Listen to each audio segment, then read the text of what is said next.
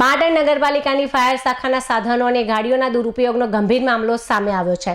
શહેર કોંગ્રેસ પ્રમુખ દીપક પટેલે ચીફ ઓફિસરને રજૂઆત કરતા જણાવ્યું છે કે સરકારના સ્પષ્ટ પરિપત્ર હોવા છતાં ફાયરની ઇમરજન્સી ગાડીઓ ઉપયોગ અન્ય કામો અને અંગત સ્વાર્થ માટે કરવામાં આવી રહ્યો છે।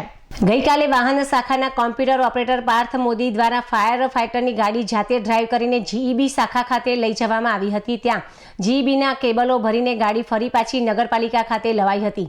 આ ઘટનાને પગલે અનેક સવાલો ઊભા થયા છે।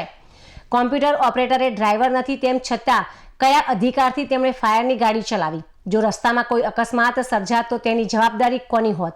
જે સમયે ગાડી કેબલો ભરવા ગઈ હતી તે સમયે જો શહેરમાં ક્યાંક આગનો કોલ આવ્યો હોત તો જનતાની સુરક્ષાનું શું થાત?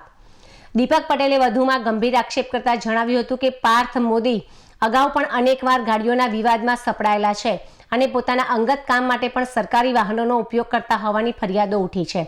તેઓ ચીફ ઓફિસરના અંગત માણસ હોવાથી તેમની વિરુદ્ધ કોઈ સાચી દિશામાં તપાસ થતી જ નથી। શહેર કોંગ્રેસ પ્રમુખે ઉગ્ર માંગ કરી છે કે ફાયર ફાઇટર જેવા સંવેદનશીલ વાહનોનો આ પ્રકારે દુરુપયોગ કરનાર કર્મચારી સામે ચીફ ઓફિસર તટસ્થ તપાસ કરે અને કાયદેસરના પગલાં ભરે। જો આ બાબતે યોગ્ય કાર્યવાહી નહીં કરવામાં આવે તો આગામી દિવસોમાં કોંગ્રેસ દ્વારા ઉગ્ર આંદોલન એટલે કે વિરોધ પ્રદર્શન પણ કરવામાં આવશે। પાટણ નગરપાલિકાની ફાયર શાખામાં ફાયરના જે કંઈ પણ સાધનો છે એ માત્ર ને માત્ર જ્યારે આગ લાગે અથવા તો ફાયરની કોઈ ઘટના બને ત્યારે ઇમરજન્સી માટે વાપરવામાં આવે છે।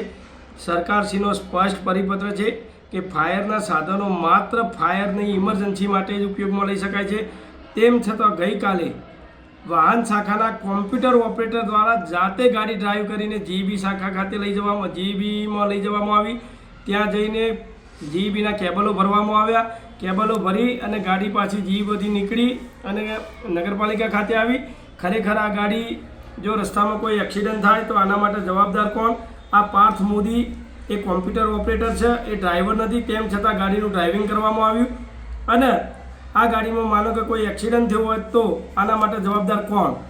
પાર્થ મોદી અગાઉ પણ ગાડીના વિવાદમાં જે ગાડીનો વિવાદ હતો એની અંદર પણ છે, ક્યારેક ક્યારેક પોતાના પર્સનલ કામ માટે પણ ગાડીઓ વાપરેલી છે।